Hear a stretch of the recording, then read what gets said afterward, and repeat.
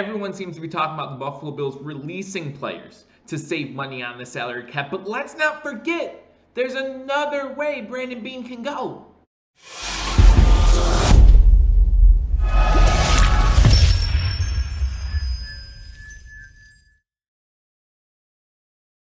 Ladies and gentlemen, welcome to Believers Talk. My name is Joe, and welcome to this salary cap edition of Believers Talk, where we're going to talk 2021 Buffalo Bills salary cap and how they can save some money. We all know that a bunch of these teams are in a little bit of a crunch, knowing that the salary cap is actually going to go down due to the pandemic. How can the Bills save money? Before we do that, guys, again, remember, my name is Joe. If you're new to this channel, be sure to hit that subscribe button for continual Buffalo Bills and Buffalo sports content. We're still waiting on the Sabres to play some more hockey. That's been waiting for quite some time. We learned there's no Bison's games this year. So the Bulls, they're doing their thing both in men and women's basketball. So we'll keep you up to date on Buffalo sports. But in this edition, we want to talk about the salary cap. So make sure you like this video and leave a comment. We're going to play a little bit of a game called Restructure or Release. There are lots of contracts we can go over, and we can talk about possibly the Buffalo Bills restructuring their deal, kind of like we just saw with Drew Brees and the New Orleans Saints, or something like that. Remember, last year, Brandon Beane restructured 3 contracts right before the season began,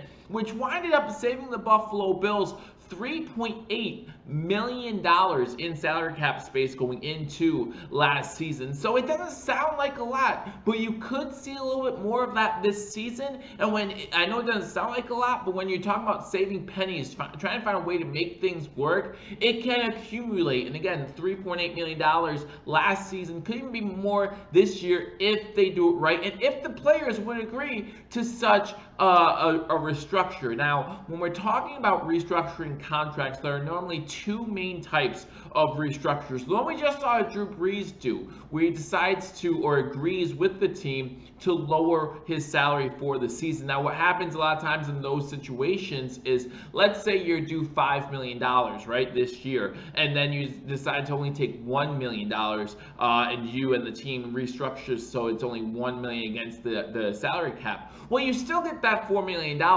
but it's in terms of a signing bonus, and a signing bonus can be strung out through the years, so you don't have, the team doesn't have to pay that all at once. So there's one way to have the type of restructure. There's also what Tom Brady used to do with the Patriots. Now, if you look at the Patriots situation now, they're kind of paying for it, but at the same time, you would see Tom Brady constantly restructure his contract, backloading his contract, so that way he made the same amount of money, but saved the Patriots some money up front. So those are 2 of the ways that you can restructure a contract. There are plenty of other ways where you can restructure a contract that would save a team money, so that would really come in handy for the Buffalo Bills this season. Again, talking about last year, before the 2020 season began, the Buffalo Bills, Brandon Beane, restructured Patrick DeMarco's contract, saving the Buffalo Bills $450,000. They redid Tyler Kroft's contract, saving the Bills $1.6 million, and they redid Starla Toule's contract to save $1.75 million. You add that all up, it's $3.8 million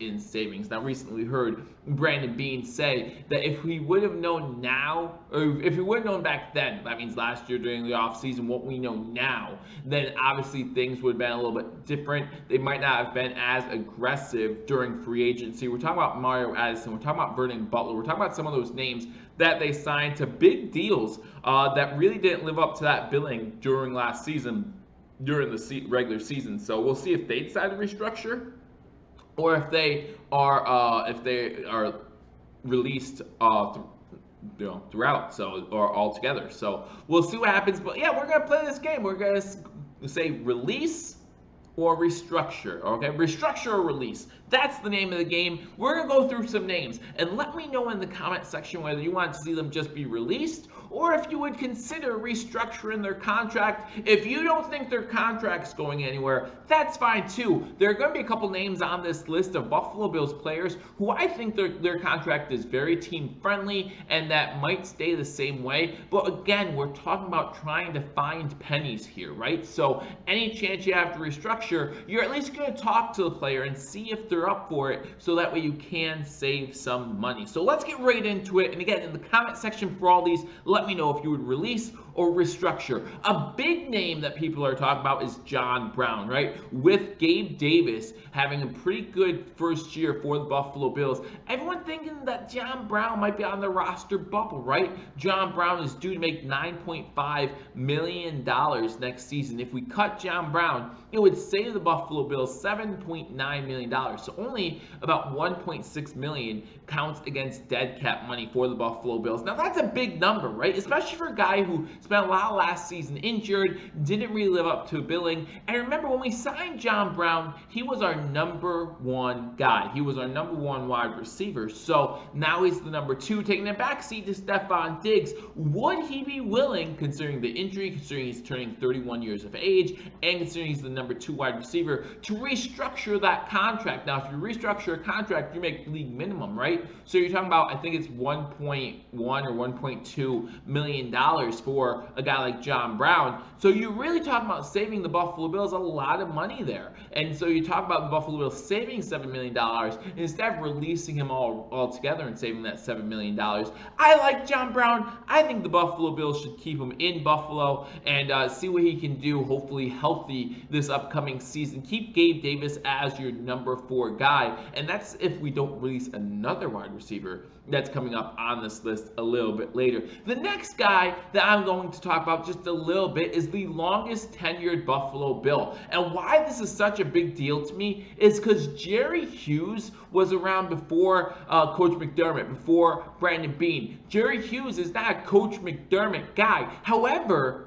with how poorly our defensive line played last season, again, the highest paid defensive line in the NFL, and just the pressure on quarterbacks was not there, Jerry Hughes actually won more of his battles one-on-one than any other Buffalo Bill player on that defensive line. So he's worth keeping around. But you look at his contract, he's due $9.45 million next season. If the Buffalo Bills were to cut him, the Bills would save $7.3 million. So again, you talk about restructuring your contract, maybe saving the Buffalo Bills some money there. Jerry Hughes has talked about how much he loves playing for Buffalo, playing in Buffalo, so maybe he would be willing to restructure a little bit of his contract. So when it comes to John Brown, I said, hey, I think we should restructure his contract. When it comes to Jerry Hughes, we should give him a call and see if he'd be willing to restructure. If not, he should still stay on the Buffalo Bills. Mario Addison owed $10.2 million in 2021. $10.2 million. And when you look at Mario Addison, I think that's one of the names Brandon Beane was talking about being aggressive last season. And if they would have known back then what they know now, they might not have. So when I look at Mario Addison, I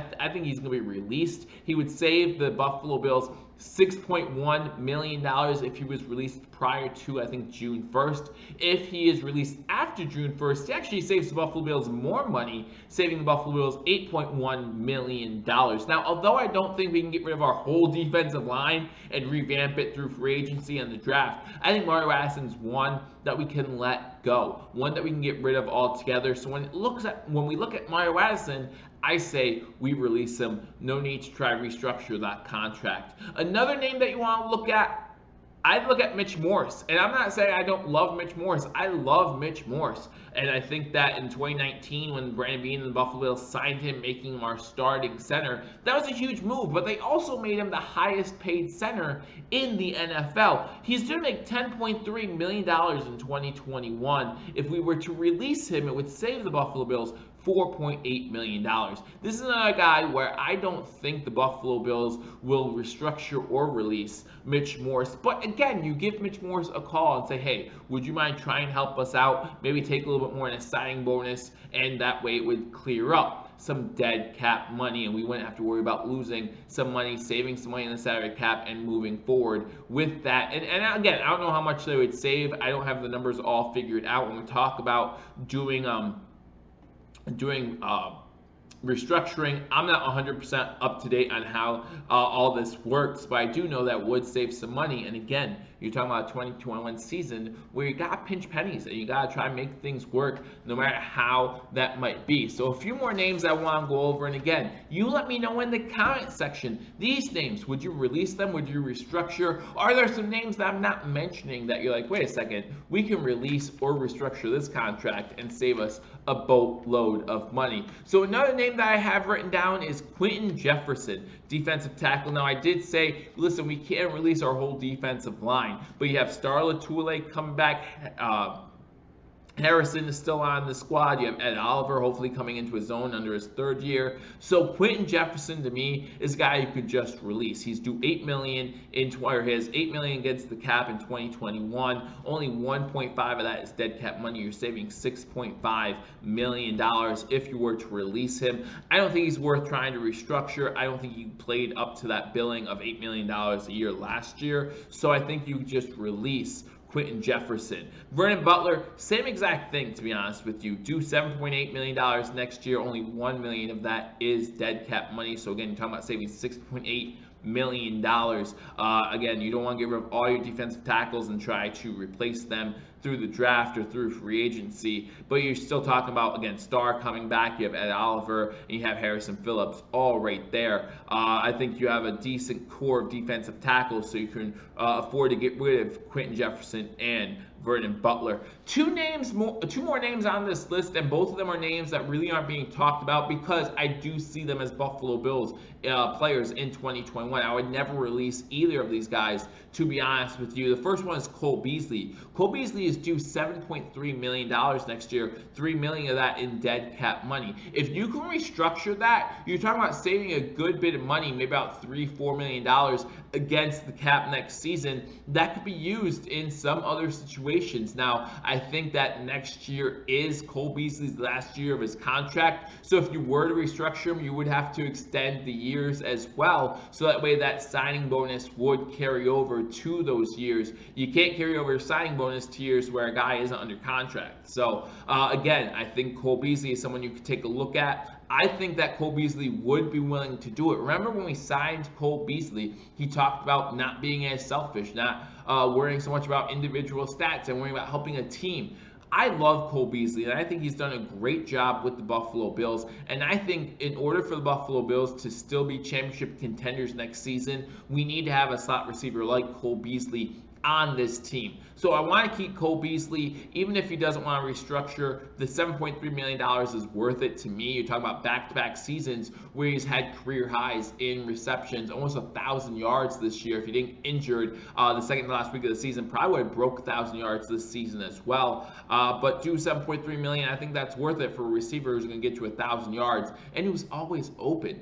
And this is another guy that really isn't getting a lot of traction talking about him. I like him. I thought he had a good year last year. Tyler Matakovic, linebacker, mostly our special teams guy. We saw him come in, play some backup role in Week 17. We saw him come in and play for some time since, you know, the Buffalo Bills didn't have to worry about clinching anything really. So in the second half, we saw more of him play, but mostly a special teams guy. And he did make an impact on special teams. Is that impact worth $3.7 million though?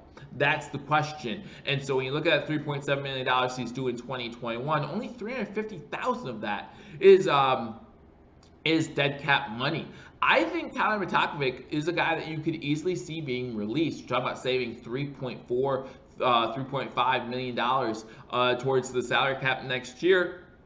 You can find a special teams guy who could fill that role possibly. You might see a lot more of players playing two ways, right? Playing on defense or playing on offense and playing on special teams. Just try to save some salary cap space on these teams, including our Buffalo Bills. So even though I like Tom Matakovic and I want to see him on the Buffalo Bills team, I think that's one that you could release. So those what are the names that I had written down. What are some names that you have of players that could be released or re-signed? Again, playing a little game here. Hopefully you guys enjoyed it. Comment in the comment section below and let me know what you think. Like this video if you haven't already. Make sure you hit that subscribe button for continual Buffalo Bills and Buffalo sports news. Thank you for joining me on Billievers Talk. I look forward to talking to you all soon. Until I do, go Bills.